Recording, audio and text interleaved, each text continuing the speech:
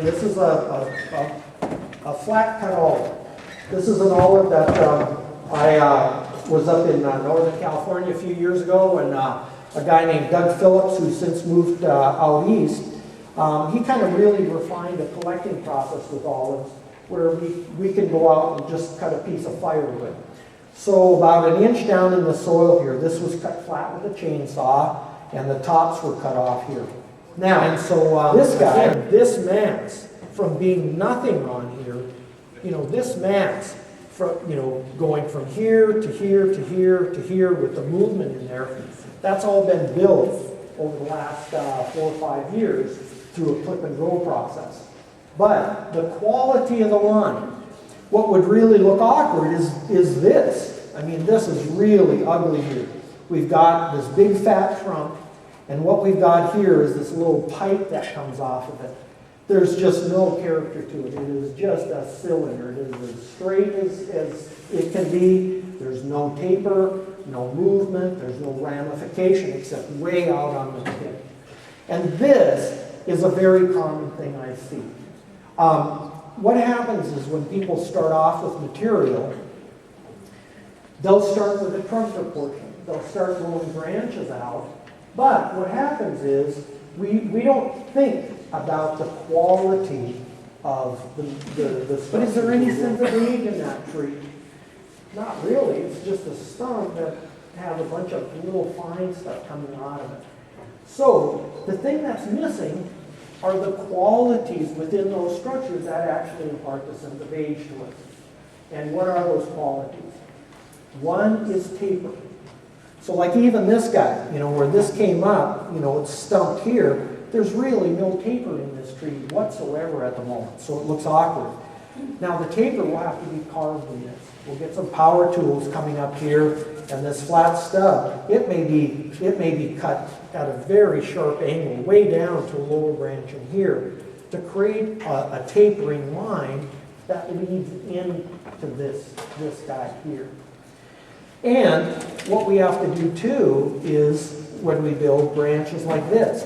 Now here, this was kind of a lower branch that built out. A lot more energy went to the upper part of this tree, but this guy ended up, because of all that, he ended up staying really skinny. So one of the reasons I've got a bunch of growth running on the ends of this is just to pull more energy through, so that kind of saying, well, gee, you spent a number of years trimming that, and you only have that one little segment that's really good in there. That one little segment is so good that it's enough to carry the day. So for example, when I take this little stub off here, and I start pinching and trimming this lateral and start forming twigs here, the fact that I've established the relationships of the first segment to the second segment to the third, both in terms of diameter, reducing down, and also controlling length. The quality of that structure now, I can build all kinds of fine twigs on because it's got taper, 3 segments, it's got movement because each one of those segments goes at a different angle, and now that we start, instead of letting all the energy run into the thickening of things, now we can translate that energy into producing more and more twigs. The problem with this is I wasn't bold enough here. I didn't really do the necessary work. I chickened out. This is a low, weak branch. Well, I'm going to have to cut it out here, give it more strength.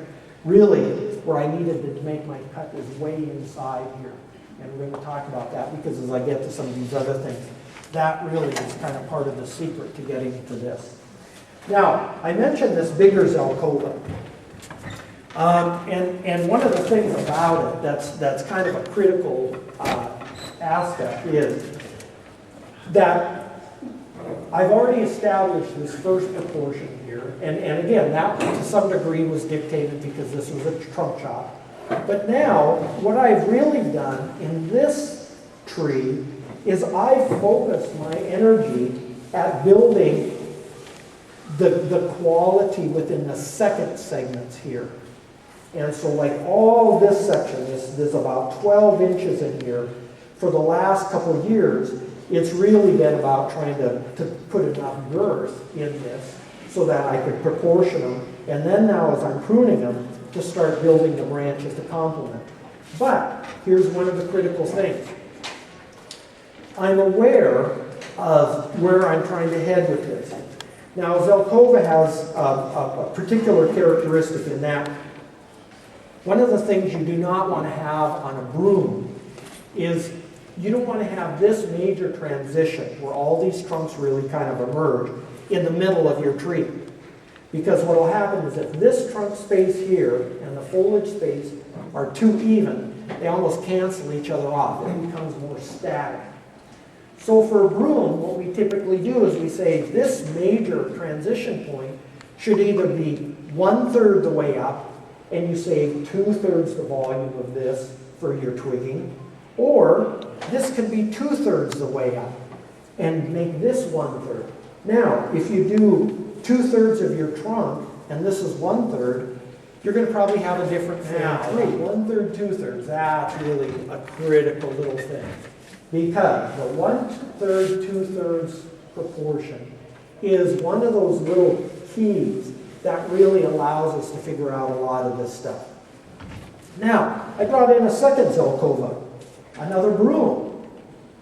Also, Zelkova serrata. It would produce the same size of leaves that this tree does. Shohin, regular sized tree, same species. The whole approach to these two trees was exactly the same. However, the proportion on this tree, because it's so much more compacted, so much more compressed, the quality of the line here was much more important. So when you come at your break and you come and look at this, look at how many segments have been created through prunings in here. So when you see a different angle, when you see a different curve, when you see a different diameter, each one of those little segments represents this other thing. This tree has been worked on a lot longer than this one. And so you're going to see when you look in here, you know, the representation is a lot more age because the number of times I've handled this, I've pruned it, it's grown up, I've reproportioned, it's filled out, I've cut it back in. I've lost twigs and branches in a cold, dry winter, and I've had to regrow structure. So this guy, and this is going all the way back to, with this tree, the thing that I've really tried to do, and again, because it's grown out, it's a little out of balance here. But I'm really trying to resolve with all these trees, how do you fill your space with more and more and more volumes of finer and finer and finer structure without losing control